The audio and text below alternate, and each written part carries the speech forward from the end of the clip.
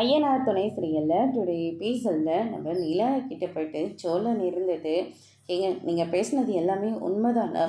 எது உண்மையானு கேட்குறீங்க? எனக்கு ஒன்றுமே புரியவே இல்லையே.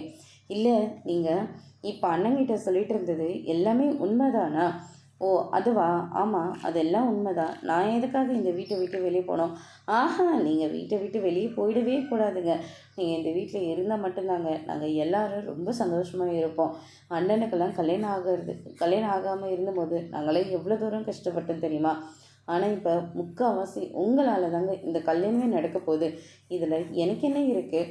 இந்த வீட்டில் எல்லாருமே ரொம்ப சந்தோஷமாக இருந்தால் அதை விட எனக்கு வேறு என்ன வேணும்? எனக்காக இந்த வீட்டில் இருக்கிறவங்க ஒவ்வொருத்தரும் ஒவ்வொன்றா பண்ணிக்கிட்டு இருக்காங்க.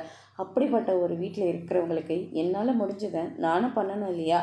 ஆனால் உங்களுக்கு கூட சும்மா சொல்ல முடியாதுங்க. இன்றைக்கி ஃபோட்டோஷூட்டில் கலக்கிட்டீங்க போங்க.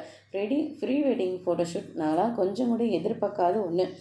கல்யாணத்துக்கு ஃபோட்டோ கேட்டால் ஓகே, ஆனால் இந்த மாதிரி ஃபோட்டோலாம் கண்டிப்பாக நான் எதிர்பார்க்கவே இல்லை. சும்மாவே ஜாலியாக இருந்தது.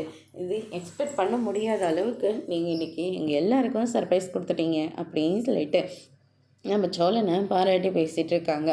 அதுக்கடுத்து தான் நம்ம சேரன் இருந்துட்டு, இல்லை கேட்குறேன்னு தப்பாக எடுத்துக்காதப்பா, டிவோர்ஸ் கேஸ் இன்னும் கொஞ்சம் நாளைக்கு கேஸ் கோர்ட்டுக்கு வந்துடும்ல, அதனால் அதுக்கு முன்னாடி இந்த கேஸை நீ வாபஸ் வாங்கிக்கலாம்ல அப்படின்ற மாதிரி சொல்கிறாங்க.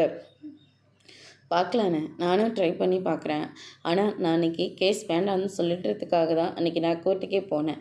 ஆனால் இவர் தான் வாயை வச்சுட்டு சும்மா இல்லாமல் எனக்கும் இதில் சம்மதம்னு சொல்லி அவங்க கோர்ட்டில் வந்து சொல்லிட்டாங்க. எங்களாலேயும் வேறு எதுவும் பண்ண முடியலண்ணே அப்படின்னு சொல்லிட்டு நிலா வந்து நடந்த எல்லா விஷயத்தையும் சொல்கிறாங்க. அதோட ப்ரோமோ முடிச்சிருக்காங்க.